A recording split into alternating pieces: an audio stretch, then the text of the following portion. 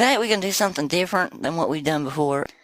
I'm just going to read some because I want to show people how different what Jesus says is from what's in the Old Testament. This idea came to me because watching the Bible studies on TikTok, I'm sitting there watching these people jump through hoops to try to explain the stuff that's in the Old Testament and to justify it. But I think sometimes we need to just read it for what it is.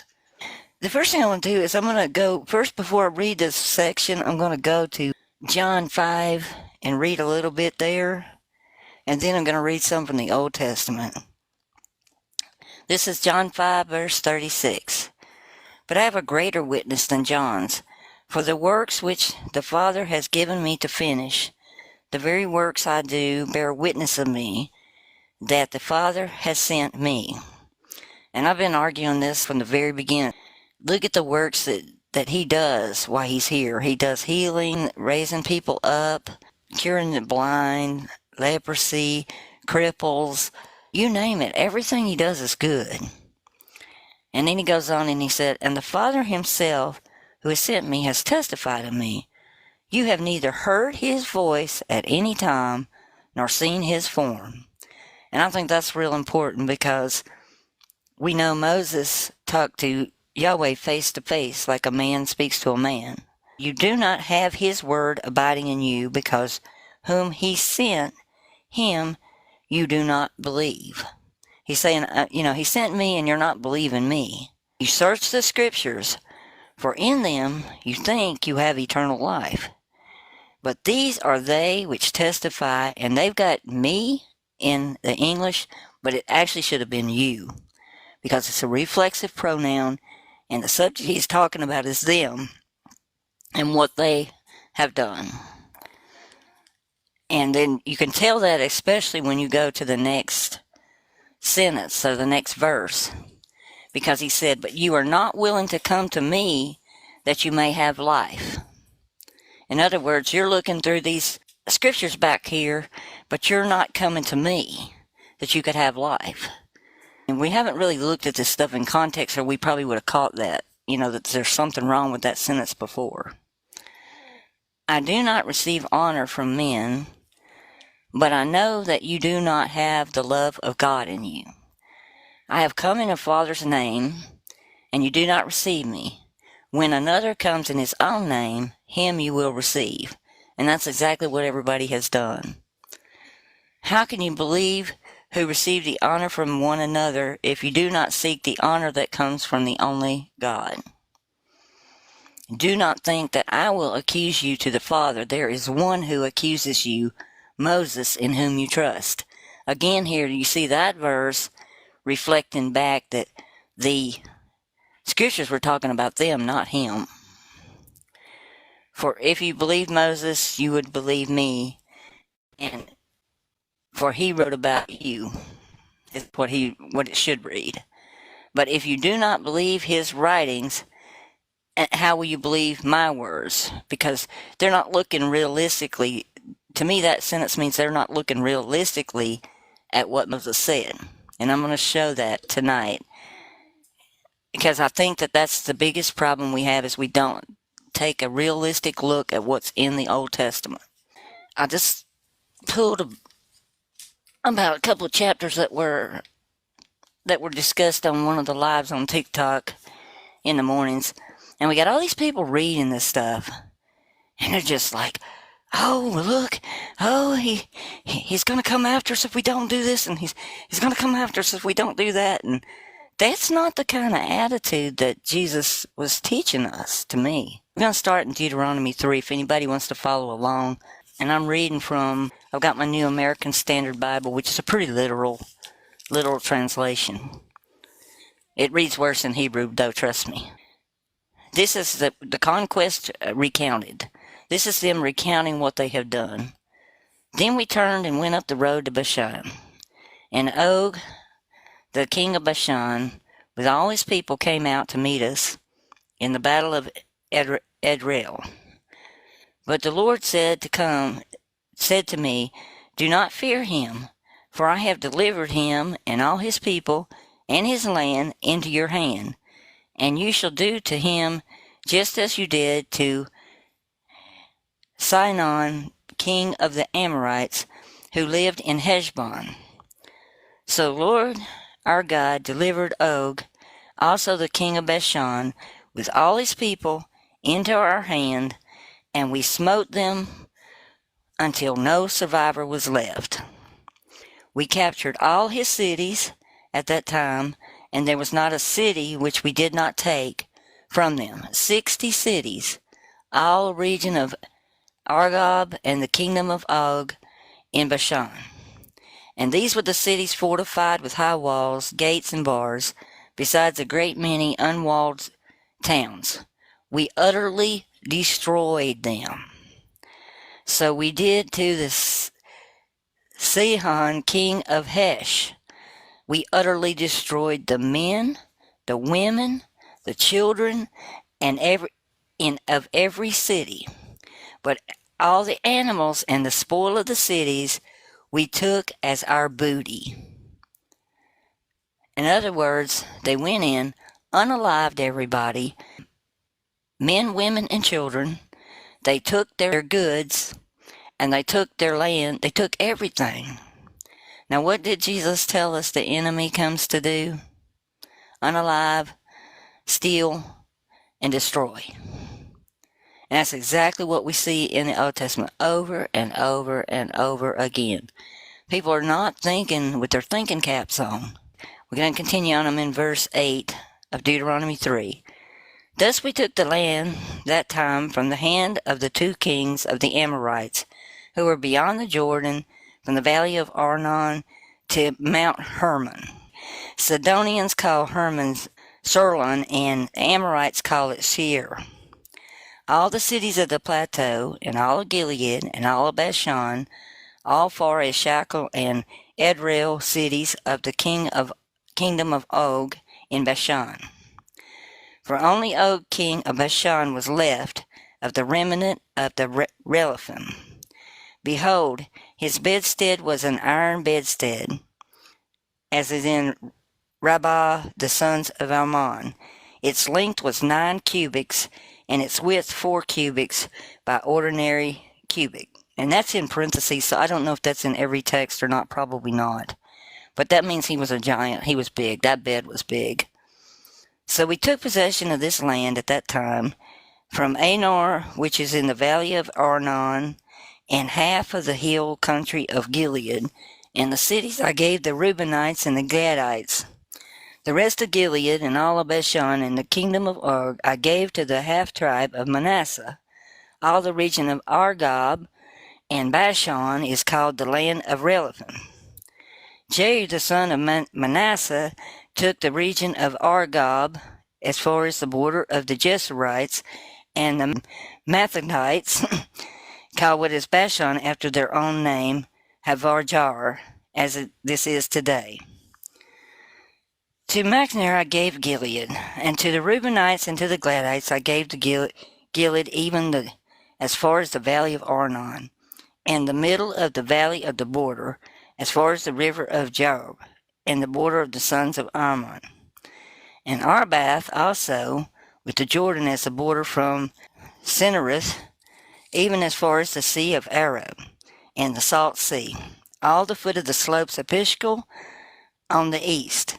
Then I commanded at that time, the Lord your God was giving you this land to possess it.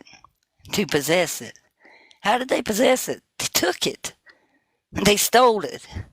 They unalived people to take it. That's not a good thing. All valiant men shall cross over armed before your brothers and the sons of Israel.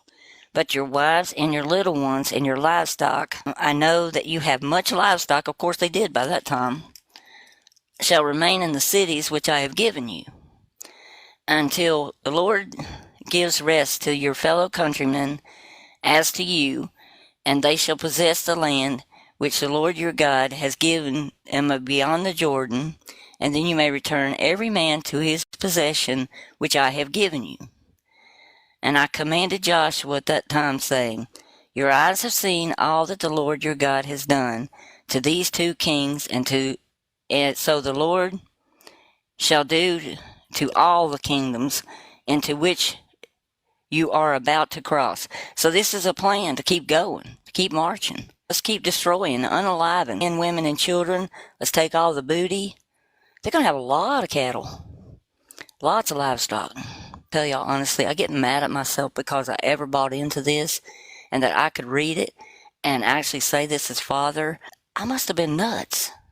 Totally nuts. Let me, I pray, cross over and see the fair land that is beyond the Jordan, that good hill country in Lebanon. But the Lord was angry with me on your account, and would not listen to me. And the Lord said to me, Enough, speak to me no more of this matter. Go up on the top of Pisgah, and lift up your eyes to the west, and the north, and the south, and the east, and see with your eyes, for you shall not cross into the Jordan, but charge Joshua, and encourage him, and strengthen him, for he shall go across at the head of the people, and he will give them as an inheritance the land which you see. So we remained in the valley of Beth-peor. That's the end of chapter 3. So he's mad at Moses, so he's not even going to get to see the promised land. You find out later on there's only 2 people that literally get to go into the promised land.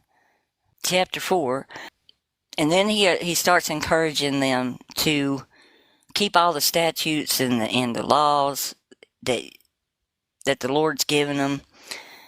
Now, O Israel, listen to the statutes and judgments which I am teaching you to perform, so that you may live and go in and possess of the land which the Lord your God, your fathers, has given you. It wasn't like a gift that the Lord owned. He was going to give them that nobody else was living there. This was things that they had to unalive people to take their goods. When you start talking about what we see today in Ukraine, where you go in and you just wipe everything out, wipe everybody out, and take what belongs to them. That's just not fair. It's not right. And I don't care what anybody says. We're born with a sense of right and wrong from the time we're real little. If you grabbed a candy bar in the store, you knew you messed up, because even if you're a little tyke, because you born, Father gives us an inside thing of what's good and what's evil. And I don't think we've really followed that heart that He gives us. He gives us a great heart. And I'm including myself, and I'm not bashing on people for believing that this Old Testament is Father, because that's what we were taught. From the time you're 2, you're handed a Bible and you're told that the front and the back go together. And it's all one person. And it's not. There's no way you can make it one.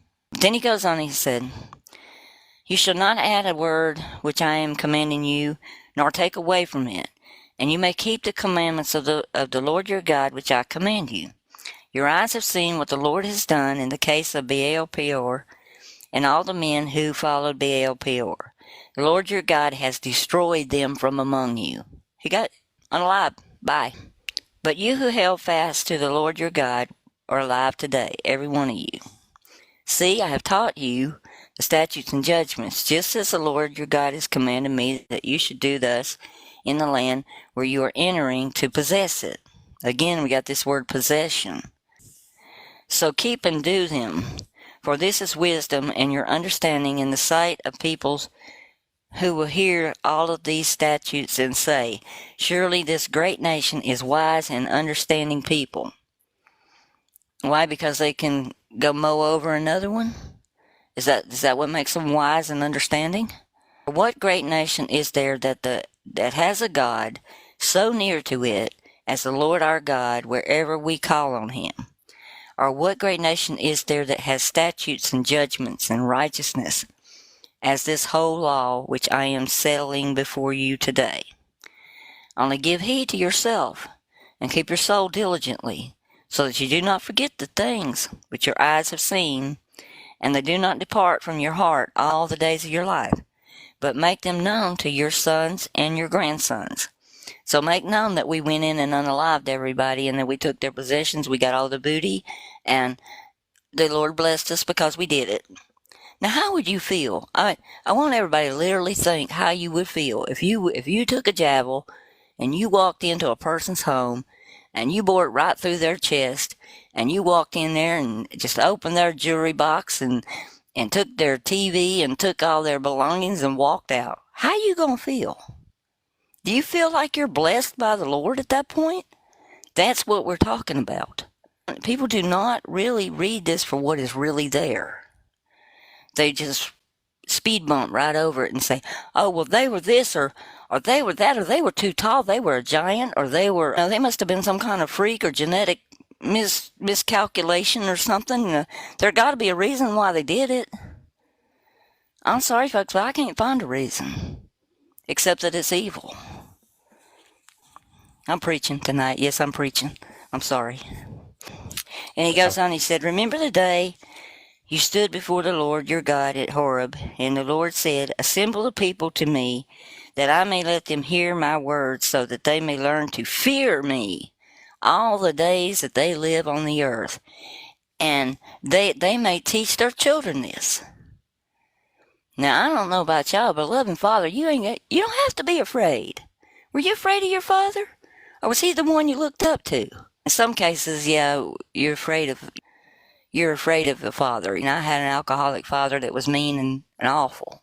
And that's probably why I accepted this so long. But he wants you to fear him. That's just not right.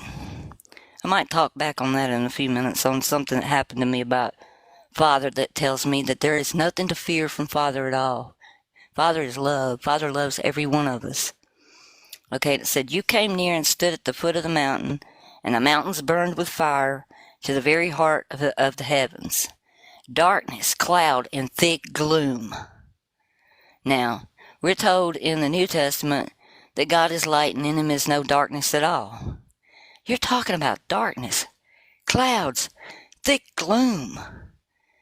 Is that what you perceive as your heavenly Father?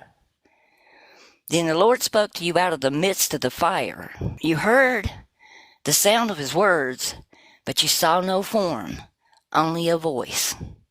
And see, Jesus just told us in John 5, you've never heard his voice, and you've never seen his form. Here he says you saw the form, but you heard the voice, but you didn't see a form. This changes as we go along, too. So he declared to you his covenant, which he commanded you to perform, that is, the 10 Commandments. He wrote them on 2 tablets of stone. And the Lord commanded me at that time to teach you statutes and judgments, that you might perform them in the land where you are going over to possess it. Here we are again. You're going to go over.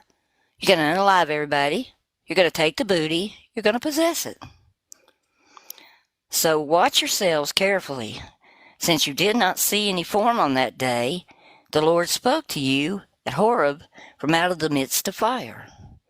So he did speak to them. They heard his voice, according to them. So that you do not act corruptly and make a graven image for yourself or the form of any figure, the likeness of male or female, the likeness of any animal that is on earth, the likeness of any winged bird that flies in the skies, the likeness of anything that creeps on the ground, the likeness of any fish that is in the water below. And beware not to lift up your eyes to heaven and see the sun and the moon and the stars and all the host of heaven, and be drawn away to worship them or serve them, those which the Lord your God allotted you to all the peoples under the whole heavens. So don't make any images. Don't take a camera and make any pictures of your loved ones. No memorabilia. Don't make any pretty art. You just got to be a dullard. And what is the word for bread in the New Testament? And Jesus said he's the bread of life. Artos. It's Latin for the creator of all arts. What we have been handed is evil. But nobody really sees it. They do not see it. I'm an artist. I paint. I love creating paintings. They're beautiful. They give people joy. I give them away all the time. This is not what Father in Heaven wants for us. He's the artos of creation. He's the artist of everything. Everything you look around. Nobody paints like him. The more I think about this, the madder I get. I'm sorry. They bring joy and stuff in Nathan. you can give something beautiful to somebody. You can say, you don't have to worship it. I mean, that would be ridiculous. I mean, it's a creation. It's not the creator. You don't worship the creation. That's what a lot of Wiccans mess up. I used to be Wiccan. They want to worship the creation and not the creator. But the big deal is that we have to think about what we're reading, think about what we're saying and what we're taking in. It's like it's something special that some people are talented with music, some people have a beautiful voice, but we give the artos that Jesus puts inside us. We give it to everybody else every day. And that's beauty. That's love. We just keep giving and creating because he